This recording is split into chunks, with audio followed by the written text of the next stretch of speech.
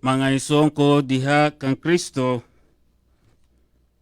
nilabay na usa ka gatos sa tuig nga mibalik na sa mga Israelita sa ilang kaugalingong nga nasod. Kay balo kamo nga gikan sila sa pagbihag dito sa Babylonia. Pag-abot kanila sa ilang kaugalingong lungsod, lisod pa ang kinabuhi sa mga tao. Nay gusto mahimo bisa unsa. Imagine nga 100 years nga gikan kamo sa pagbihag, pero ang inyong kahimtan maura gihapon. Walay paglambo sa kahimtan sa mga Israelita. Ang tanang sa lungsod sa Israel, gusto sila mahimo sa ilang kaugalingon. Bisa unsa nga ilang gusto mahimo. Naay mga gusto mangawat. Naay mga violence. Naay pa mga tao nga mura pagbihig gihapon sa mga pobre. Exploitation sa mga pobre nga walay kaulaw. Mao kini nakita ang hari sa Persia nga napadala si Esdras dito sa Jerusalem aron masulba siya sa problema sa mga tao. Pag-abot sa Esdras sa Jerusalem, kinahanglan siya mangita siya unsay problema nganuman hantud karon. Wala pa nalambo ang kinabuhi sa mga tao sa Jerusalem. Mao na iya nakita nga ang problema sa mga tao niadtong panahon na mao nga nakalimot sila ang balaod sa Ginoo. Ang balaod sa Ginoo. Ignorance. Dili tungo kay dili sila gusto nga musunod ang balaw sa Ginoo, pero nakalimot na lang Diyos sila. Tungo kay dugay sila sa pagbihag sa Babylonia. So nakalimot sila ang balaw sa Ginoo. So kinahanglan gyapon si Esdras, pari o eskriba, mapasangyaw siya kanila unsay ang balaod sa Ginoo.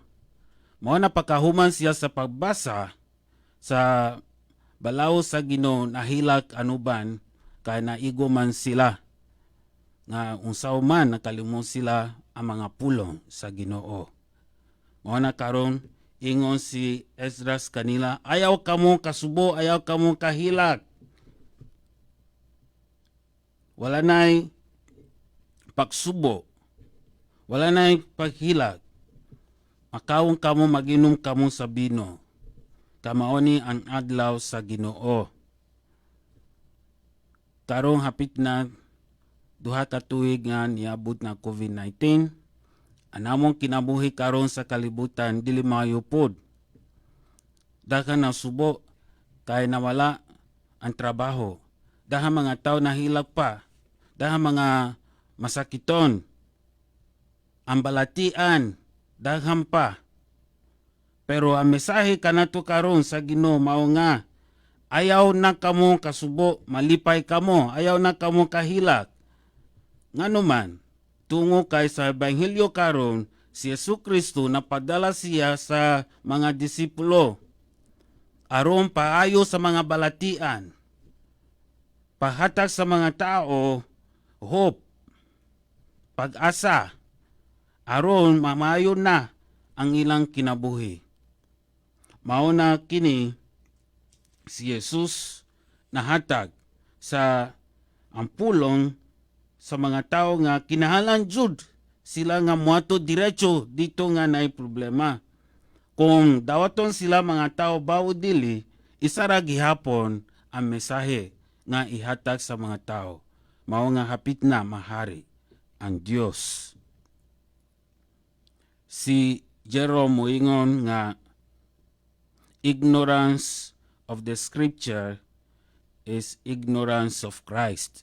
Kung dili ka kaybalo ang pulong sa Ginoo, dili po ka kaybalo si Kristo.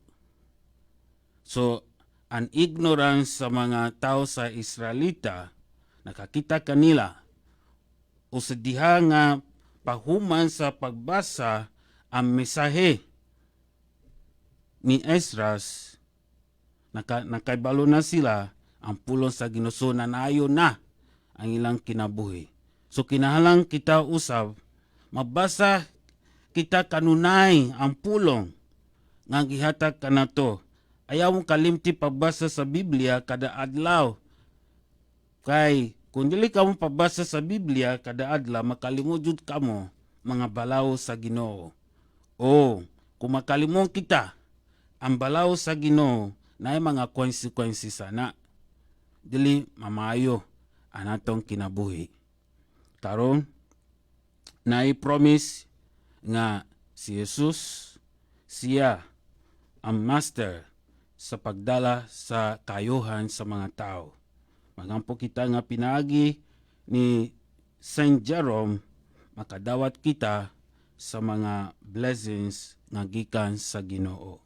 Amen.